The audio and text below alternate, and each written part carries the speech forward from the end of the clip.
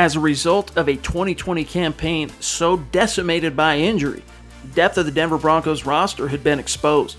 The Broncos lost nearly every player on the roster who'd ever sniffed a Pro Bowl. Fast forward to the 2021 NFL summer, and on paper, the Broncos roster no longer looks quite so anemic. After new GM George Paton restocked the shelves via free agency in the NFL draft, the Broncos are loaded for bear on this hunt.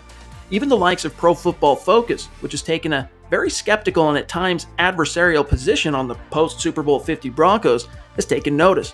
PFF's Ben Lindsay ranked the Broncos as the 10th best roster in the NFL this past week. In the AFC, juggernauts like the likes of the Kansas City Chiefs, Buffalo Bills, and Baltimore Ravens were the only clubs ranked higher than the Broncos when it comes to roster depth and talent. What does it mean? The rub is this. The Broncos have the talent to go toe-to-toe with any opponent in the NFL.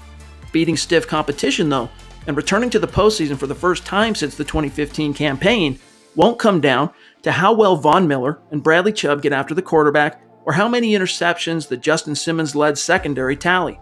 No, it'll come down to Drew Lock and/or Teddy Bridgewater.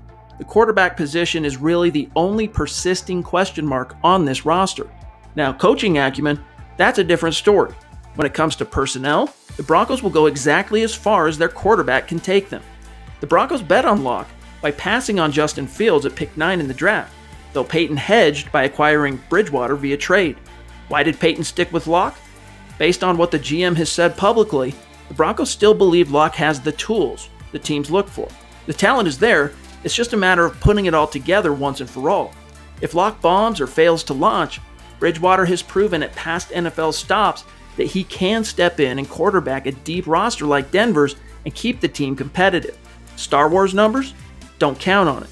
But with a smothering defense shutting down opponents and giving the offense extra possessions, combined with a potentially prolific 1-2 punch rushing attack, and an embarrassment of riches at the skill positions, Bridgewater could ostensibly not just keep the Broncos ship afloat, but win some games. Bridgewater's presence elevates the Broncos' floor, and that's comforting to fans. But Lock's ceiling dwarfs that of Teddy Two Gloves.